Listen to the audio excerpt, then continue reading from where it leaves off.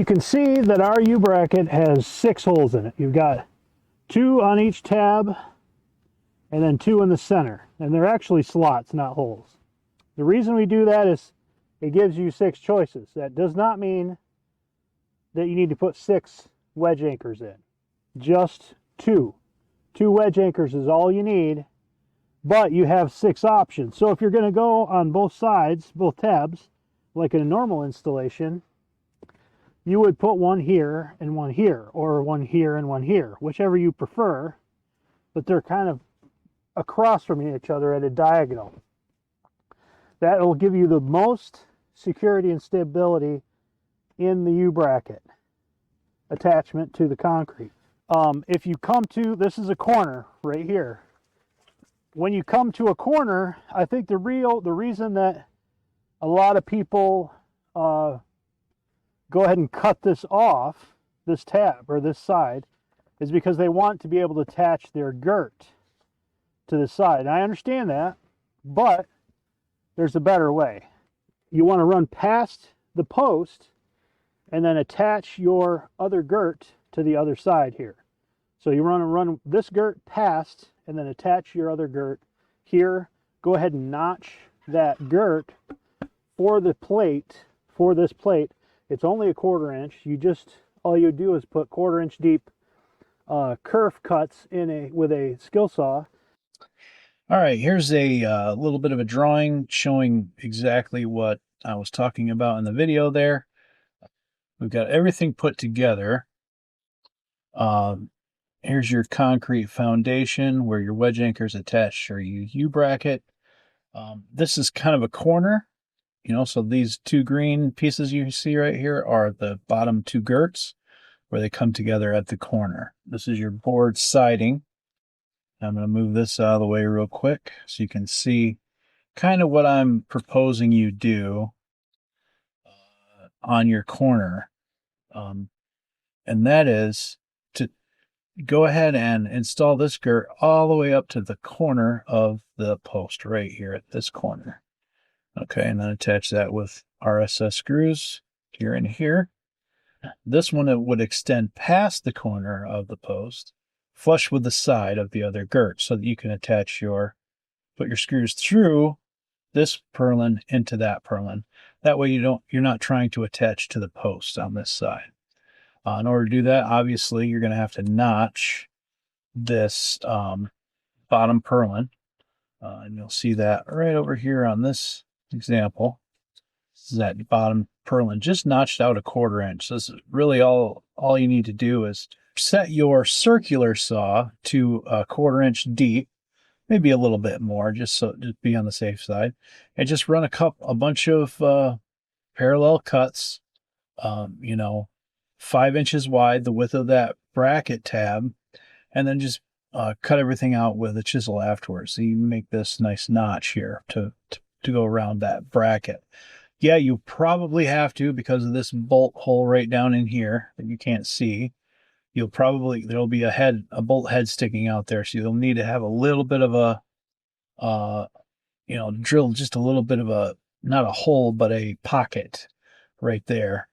So it's not going to go all the way through, just a little pocket just to accommodate that bolt head. And then your girt will fit flush up against this other girt and up against the post, and it'll be attached securely to the other girt.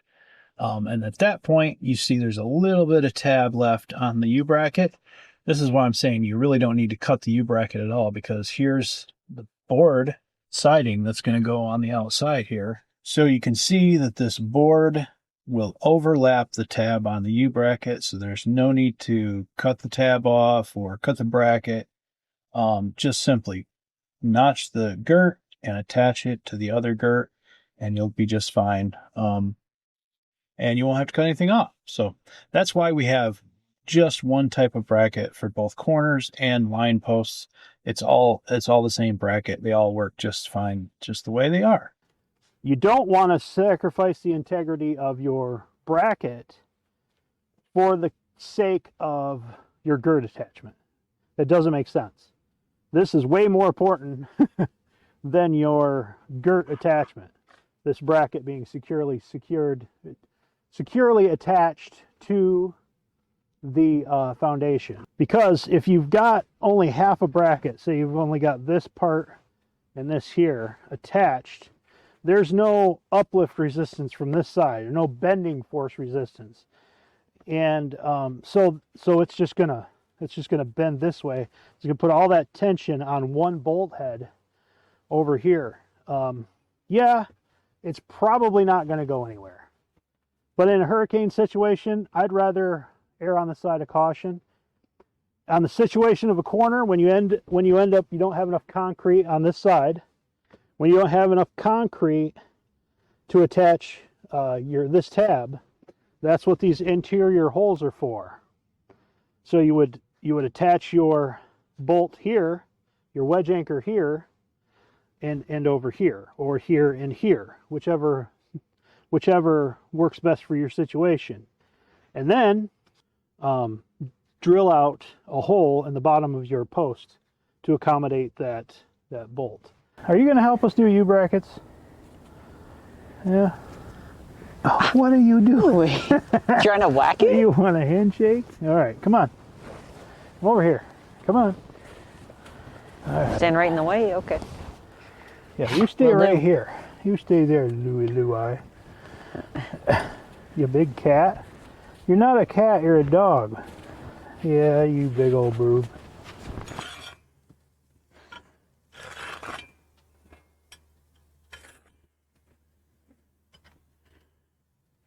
Got a nice scratch mark, so we can tell where we're at, right? Right. Just like that? Sure. Now come do this one. Yeah, that one's fine.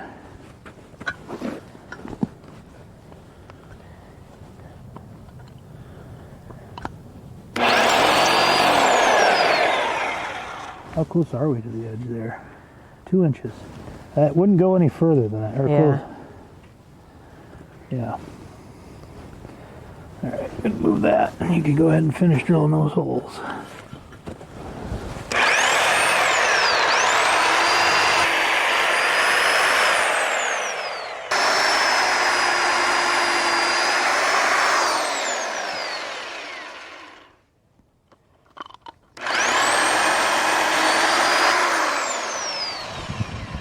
Probably good.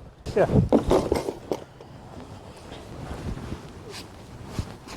Bit might be dull. Possible that's our problem. It's drilled a lot of holes. It has. Okay.